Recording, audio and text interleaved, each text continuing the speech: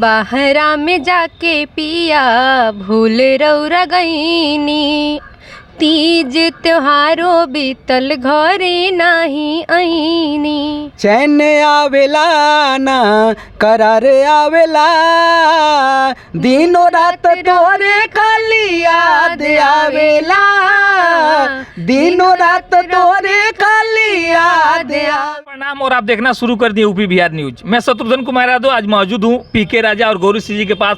इनका एक गाना बहुत तेजी में ट्रेंडिंग हुआ था, बहारा में लागत था मन नाय राजा, ऐसे ही कुछ करके गाना था। बहारा में लागत था ना मन धनिया, मन धनिया जी। वो इस गाने के सफलता के बाद एक और इनका गाना इस समय काफी ट्रेंडिंग में चला। आइए सीधे जुड़ते हैं और इनसे उस गाने की जानकारी। सबसे पहले दोनों लोगों का स्वागत है। जी जी, आपका भी स्वागत है और जितने भी दर्शक देख रहे हैं सबको नमस्ते पड़ा। अच्छा, इस समय कौन सा गाना इस समय ट्रेंडिंग चल रहा है, थोड़ा दर्शक को याद आवेला धनी याद आवेला, दिनों रात तोरे खाली याद आवेला, दिनों रात तोरे खाली याद आवेला। याद आवेला पिया याद आवेला, दिनों रात रौरे खाली याद आवेला, दिनों रात रौरे खाली याद आवेला।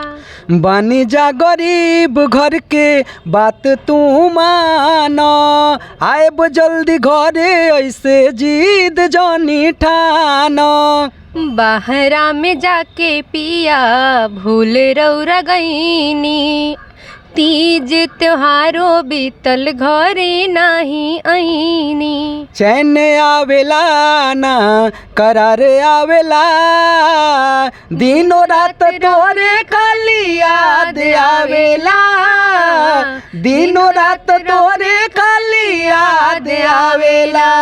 यही गाना है। पूरा गाना सुनने के लिए आप लोग YouTube पे, Facebook पे हर जगह सर्च मारिए, आ जाएगा। बिल्कुल देख सकते हैं उस गाने के सफलता के बाद ये गाना कितना ट्रेंडिंग में इनका चल रहा है। आगे अब क्या विचार है आप लोगों का, खास कर आप बताएं। आगे विचार है कि इससे भी अच्छा हम लोग गाना लाएंगे और ऑडियंस के लिए, मतलब ऑडियंस के लिए बहुत साफ सुथरा अच्छा गाना लेके आएंगे। अच्छा, जो समाज में फुअर पर गाना चल रहा है उस पे आपका क्या विचार है? वो समाज में देना चाहिए कि उसको रोकना चाहिए? देखिए, जो ऐसा गा रहा है वो उन लोगों को अच्छा लगता होगा ये गाना, और उन लोगों का जो मन कर रहा है वो कर रहे हैं। मेरा जो मन है मैं वो कर रही हूँ।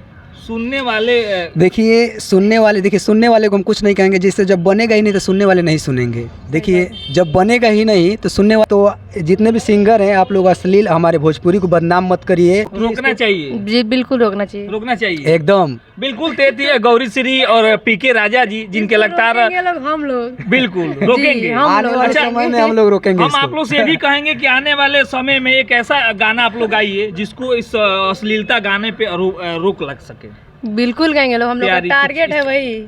और एक और धांसू मैटर बन गया परदेश पे ही, बस उसका मूवी शूट हो जाएगा। फिर थोड़ा सा एक लाइन चाहेंगे, दर्शकों को सुनना चाहेंगे। आने वाले समय में उसको मैं आपको दिखाऊंगा, लेकिन थोड़ा एक ट्रिप लीक हो जाएगा। अभी कई लोग सिंगर भी देख रहे होंगे, चाहे वो लीक हो जाता है, समझ रहे हैं, इसलिए हाँ। तो बिल्कुल, तो आप हमारे यूपी बिहार न्यूज पेज पे बने रहिए। आप देख रहे थे यूपी बिहार न्यूज। आपको कैसा लगा, इनका गाना कैसा लगा, कमेंट करें, राय दें और बताएं। तो यूपी बिहार न्यूज के साथ मैं शत्रुघ्न कुमार यादव, नमस्कार।